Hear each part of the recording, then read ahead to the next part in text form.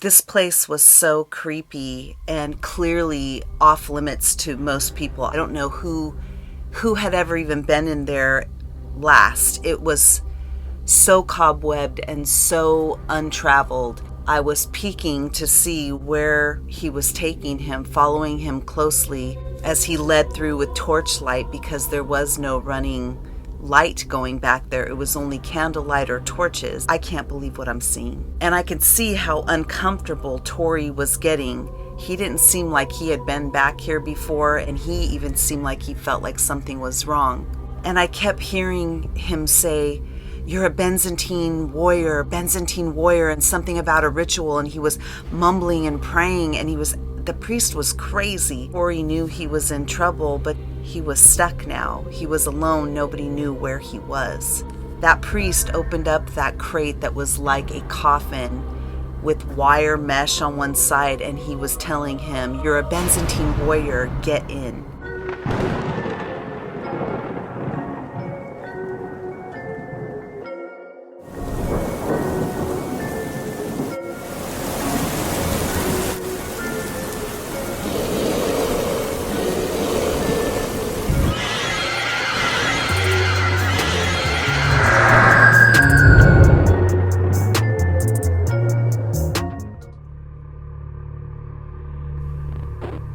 I don't know, you tell me.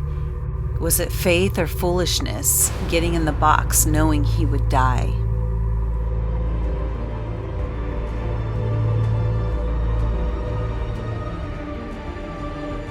When I was about 13,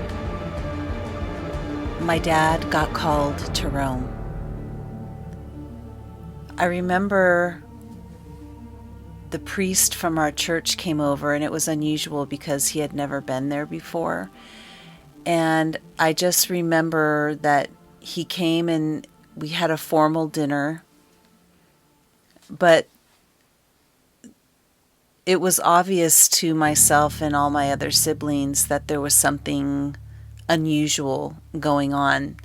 There was a sort of heaviness to the feeling of the adults.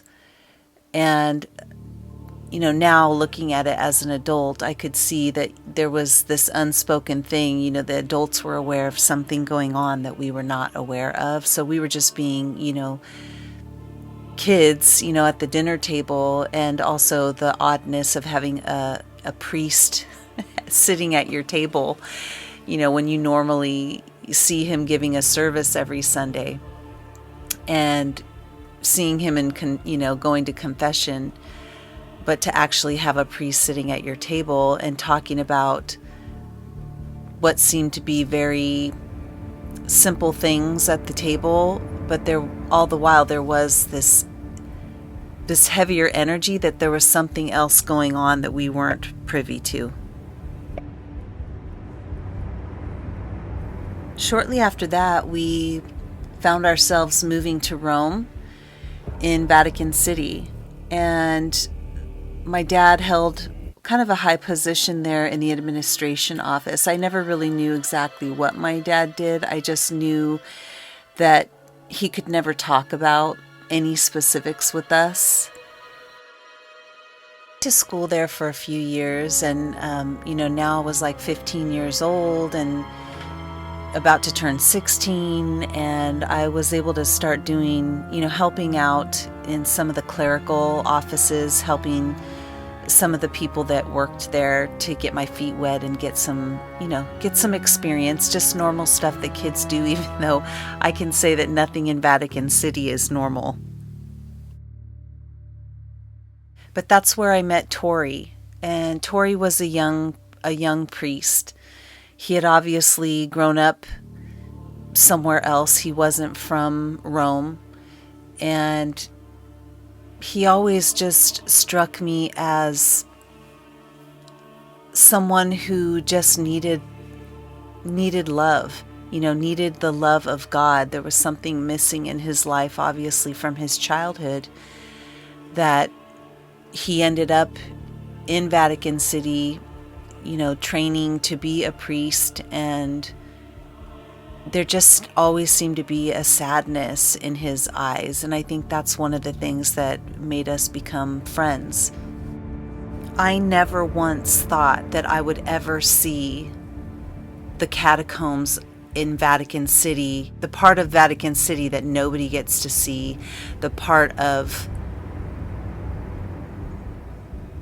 the catacombs that only priests are allowed to go down. Bishops and high-ranking officials in the Catholic Church are able to go down and see. I never thought that I would ever see anything like that. I was never expected to see anything like that, and I will never be able to see anything like that again. Yes, they did try to silence me, but I think they kind of left me alone because they realized that the story that I was going to tell would make me sound crazy and nobody would believe me. I learned later that Tori had come to Vatican City at about 12 years old, so he was there about a year before I was. We were the same age. And he told me that his parents burned in a fire and he had no family, so he came straight to Vatican City, where he went into training to be a priest. And he really never had any other choice but to become a priest. He had no home, no family, and he was a ward to the priests in Vatican City that were going to take care of him, shelter him, and train him. And all he ever wanted was to be loved, so he did what he was told.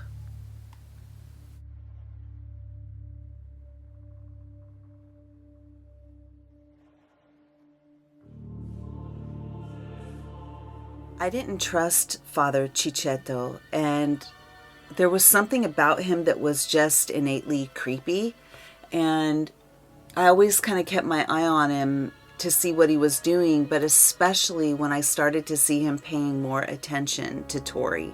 He was always teaching Tori these private lessons, and Tori was so eager to learn. And he was so moldable, and he was receiving what would be considered fatherly attention.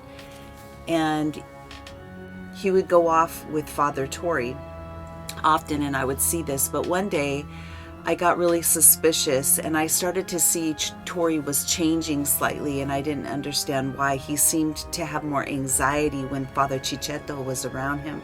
One day I saw him walking off with Father Cicetto, and there was really no one around me in the office where I was. It was pretty quiet. And so I just decided at that point that I was going to follow them where they were going. He went up to this door that I didn't even know was a door that was in the wall. It was a big Gothic type of piece, but I really didn't know that it was a door until Father Cicetto pulled out this big old skeleton key, put it in, and opened it up. And he and Tori disappeared behind that closed door. And I thought, whatever's going on behind that door can't be good. Tori was such a sweet person.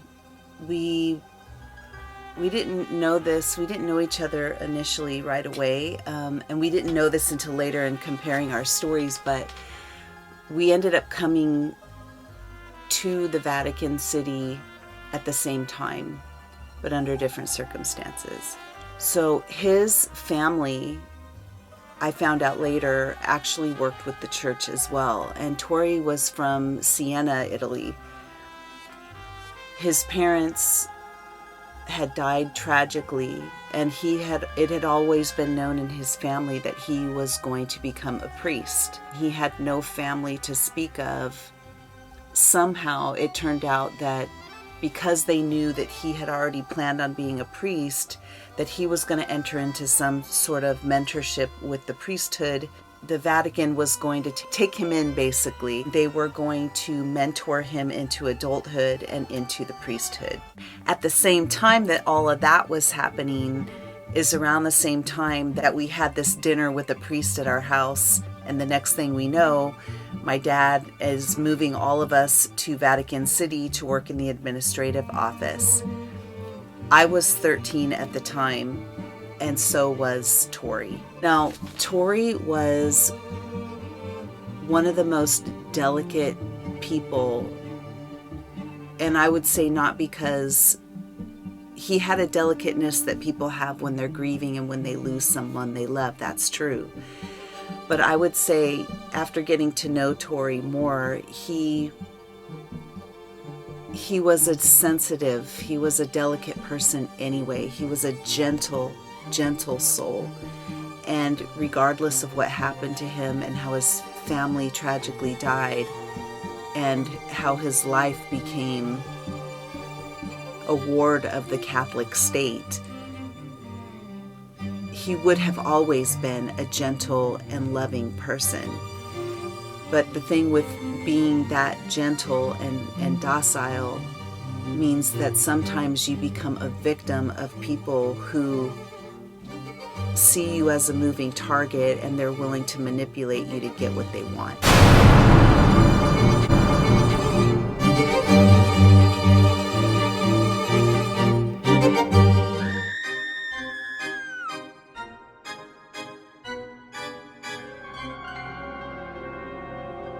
Thanks for watching.